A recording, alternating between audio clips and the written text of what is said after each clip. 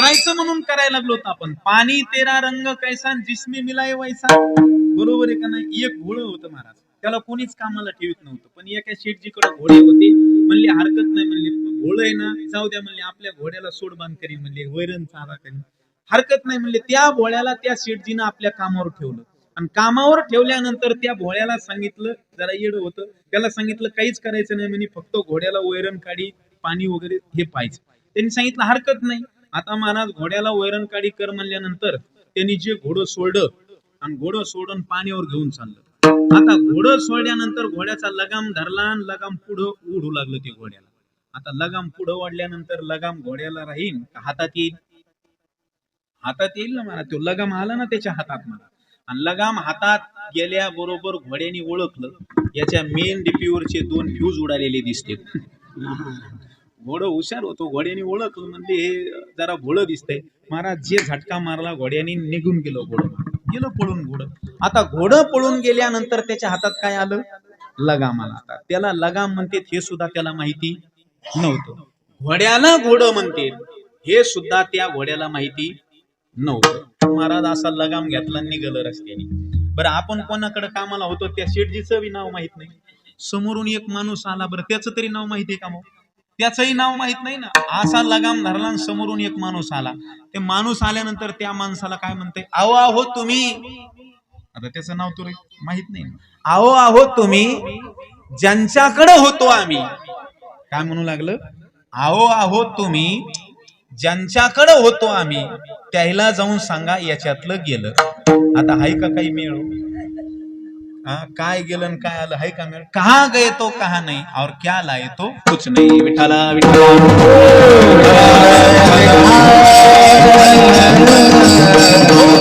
परमार्थ खूप वाढलाय, पण आपलं खरं ध्येय जर कोणतं असेल तर परब्रह्म स्वरूपाला प्राप्त होणं हे खरं ध्येय. महाराज पावनिया मनुष्यपणा, जो न साधी ब्रह्मज्ञाना, तो लांढा गर्द बजाना, पुच्छे विना गोपाई. म्हणून ब्रह्मज्ञान प्राप्त जीवनामध्ये झालं पाहिजे, आणि ते जर कशाने होत असेल तर कीर्तनाने होतं. ब्रह्मभूत काया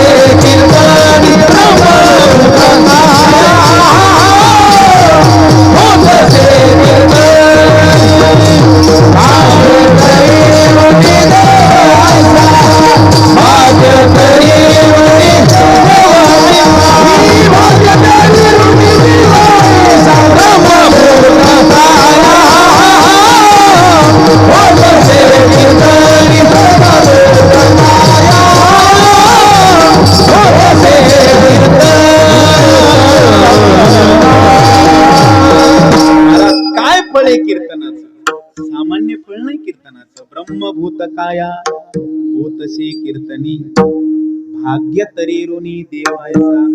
सामान्य फळ नाही कीर्तनाचं. कीर्तनाचा अंग, कीर्तनाचा अंग होय अंग हरिरूप.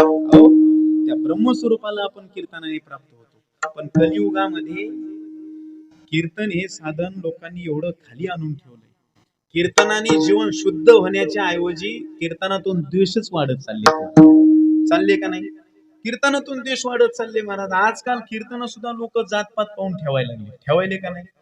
ते आमच्या जातीचे, ते त्यांच्या जातीचे, ते त्यांचे पाहुणे म्हणून कीर्तन ठेवा. बरोबर आहे का?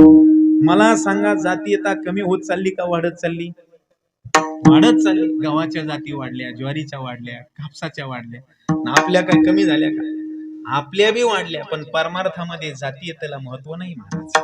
यातायाती धर्म नाही विष्णुदासा, निर्णय हा ऐसा वेदशास्त्र. संतांनी जात पाहिली नाही, भगवंतांनी जात पाहिली नाही महाराज. न पाहे याती कुळाचा कुळाचा विचार भक्त करुणा कर ज्ञाना तुका म्हणे नये जाती सवे काम आणि ज्यांचे मुखी नाम तोची धन्य ज्याच्या मुखात नाम आहे ना तो धन्य आहे विठ्ठल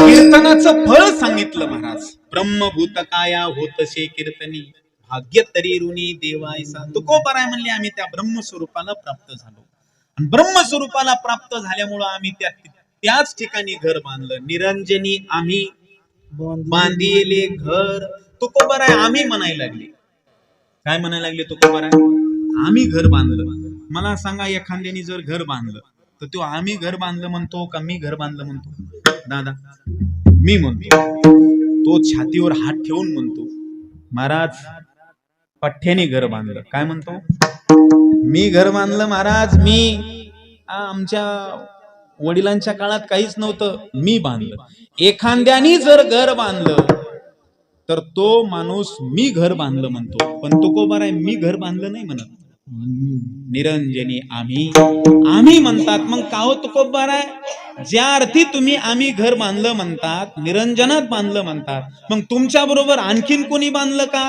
तुकोबाराय म्हणले बांधलं ना नामदेवरायांनी बांधलं परे उनी परते घर नामदेवरायांनी बांधलं नाथ महाराजांनी बांधलं अहो ज्ञानोबरायांनी सुद्धा बांधलं वैकुंठ भुवनी घर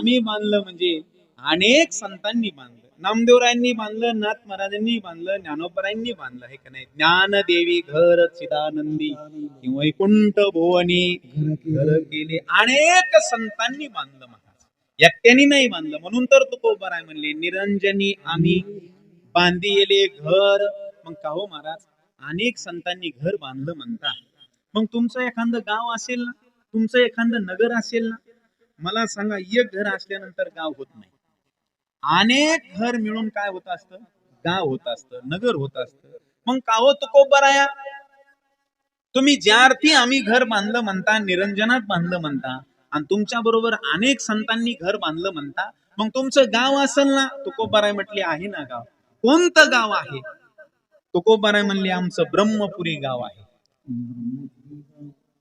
टाका कोणतं ब्रह्मपुरी वास करणे अखंड ब्रह्मपुरी वास करणे अखंड देखीचे तोंड विटाळा दे न देखीचे तोंड विटाळा दे ब्रह्मपुरी अखंड ब्रह्मपुरी करणे अखंड न देखीचे तोंड विटाळा दे न देखीचे तोंड